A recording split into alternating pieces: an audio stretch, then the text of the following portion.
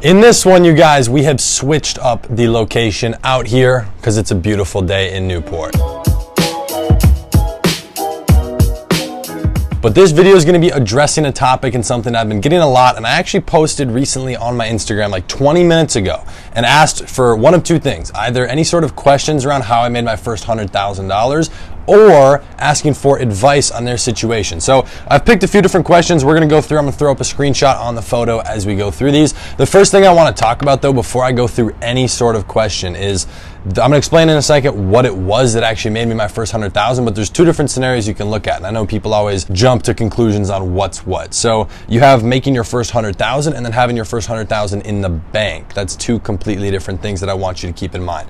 So other than that, the first thing that actually made me my first ever 100,000 was not one individual thing. So now obviously I've made 100,000 and more off off a lot of different individual things. But my first accumulative 100,000, the bulk of that was from affiliate marketing and e-commerce. So I made more off e-commerce into that first 6 figures than I did off of affiliate marketing, but affiliate marketing was still a solid like 30 to 35,000. So if you just kind of want to separate into that chunks, obviously a little bit more off influencer pages, flipping accounts, even before that, probably like $10,000 mowing lawns, stuff like lemonade stands, garage sales, all of that. So, oh, by the way, we are testing out this new mic for the second time, so I hope it's working well. But with that being said, let's jump inside of these questions. I know a lot of you guys are probably curious about different things, so that's kind of my goal here, is to just directly help you. Because again, back to the thing of making your first 100,000 versus having 100,000 in the bank, that is two different situations, but I don't ever consider it that, because if you make 100,000, well then you can go make 200,000 and now you'll probably have 100,000 in the bank.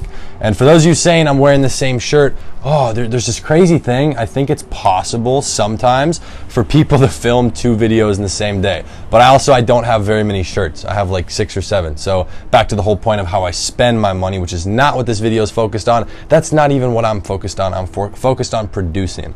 So let's talk about that. The first one from Mohammed, he's like, what helped you concentrate while grinding? The biggest thing for me, when I made my first 100,000, I was still living in Minnesota. So I was living with my parents, first of all, next to no expenses, but there was literally nothing else to do there. So it was kind of a really great situation. I've considered going back, which is weird to say, but just the lack of other things there. So there's 2 things. The reason I'm not going to go back just to live there was the people, but the people do play into it. So those people, I wanted to be able to financially get away from that and change the situation for myself and my future family.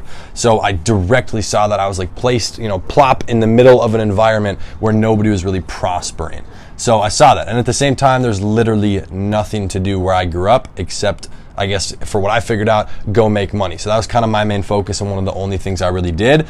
Obviously now with like being productive, that's a completely different conversation. So it was just more so there were no potential distractions. So I guess it was just the internet, like YouTube and Twitter and Instagram were potential distractions. So that just comes back to discipline. This is a really good one because I've had this happen to me multiple times and I feel like it kind of will happen to everyone. But Luke Kelly asked, I keep getting scammed. How do I stop that? The biggest thing for me, I've still had a couple of recent incidences, but you're gonna have to let it happen. So don't let it happen on purpose, but when it happens, understand why it happened and how it happened so that you don't make that mistake again. I've probably made it multiple times. I can go through and make a video talking about how I literally had saved up $3,500 and literally lost all of it.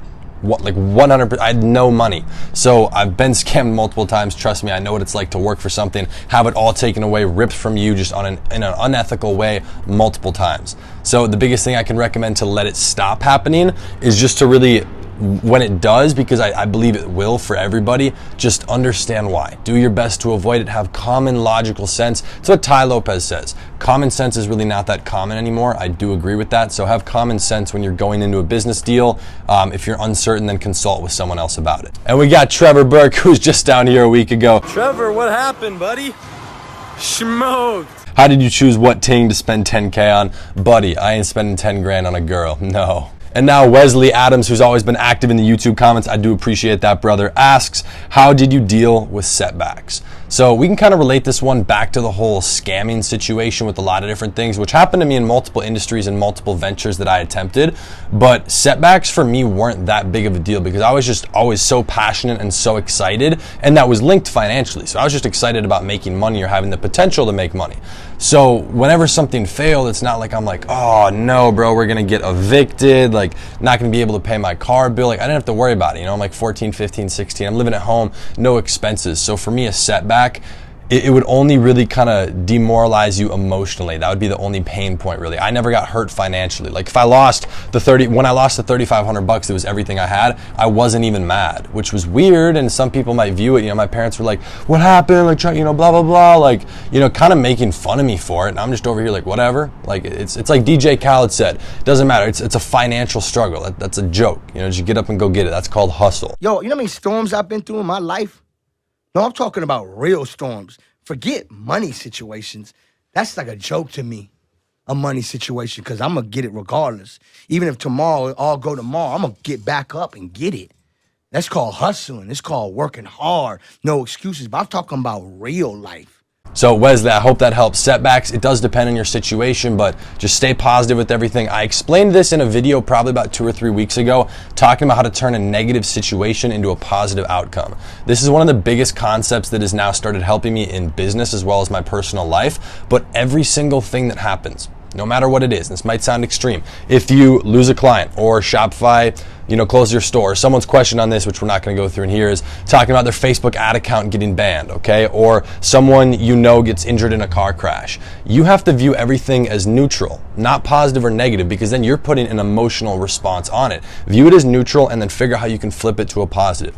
Everything happens for a reason, and if it happened now, it's better that it happened now than later. Get it over with, move on, fix the problem if that's the type of issue it is, like with business or whatever, and go from there. So I kind of view everything in a positive light. All right, now the next one in here is an interesting one. What was the first venture? Was there something before stocks? So for me, I know a lot of you guys know that I was trading stocks. That was kind of my introduction into entrepreneurship. Before that, mowing lawns, which is what funded the stocks, and a couple of lemonade stands. That's about it. Like besides doing little stuff around the house, you know, helping neighbors with different chores that kind of built off of the lawn mowing, that was pretty much it. There wasn't like some sexy online wow factor venture. You know, I was only 12 when I started trading stocks. So that is extremely early, and there was nothing online before that that I was taking part in. All right, the next one is something I actually addressed on an Instagram live not too long ago. Jixer Boy says, are cheap mentors that randomly message me on Instagram worth it? First of all, a mentor is never really, like I've never seen it happen where they reach out to you. That's not how a mentor works usually, because they're not actively trying to seek that. Someone who's saying like, you know, literally cold prospecting, they're DMing other people a copy pasted message saying, hey, you know, learn how to do e-commerce, do this, like do you want to get on a consulting call? If they're offering you that, then you should not be learning from them. That is my opinion. I don't care who it is, but if they reach out to me like that, that is the wrong structure, the wrong positioning of power. That is not someone of authority or quality that I would ever even consider learning from, even for free. So that's how I would think about that. Anton said, how long did it take? And we'll end it off with this question, because a lot of people are probably like, well, you know, you started doing stuff at 12. And this is what my parents, and it wasn't really my siblings didn't care at all, some friends, whatever. My parents kept always asking like how things are going, because they would see me, and I remember this. I started a clothing line, and I was putting in like 6 to 8 hours a day worth of work on calls with one of my buddies overseas that I was starting it with. This made zero money, like absolutely no money, and we spent probably a month or two working on it like all day, every day. And my parents kept asking, you know, like in the month or two that follows, how much money are you making off it? How's it going? You know, you were putting in so much time, almost mocking me because I refused to go get a job where I would directly get paid. And I obviously lied to them and said like, oh, you know, it's doing all right, or we sold it for $5,000, you know, something like that. But I always felt like I was kind of mocked with that. And so things for me never happened very quickly. Back to the whole thing of time, I didn't make, you know, I really started going at it, like learning stuff at 12. I didn't really start going hard with anything I was doing until like 16 to 17.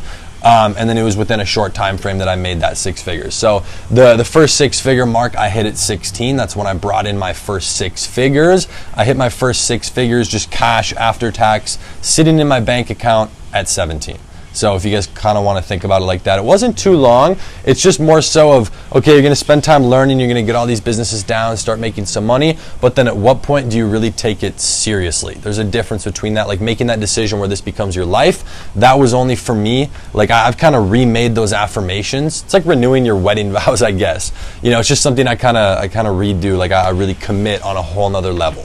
So I hope you guys enjoyed that video. I hope you enjoyed the view. It's extremely hot out here. I'm sweating now, so probably won't do this again out in the sun, but let me know how this video was. If you guys enjoyed it and if you have any other questions on it, be sure to drop it in the comments down below. And as always, join the family, join the gang, hit that nice looking subscribe button and drop a like down below, and I'll be seeing you tomorrow in the next video. Peace.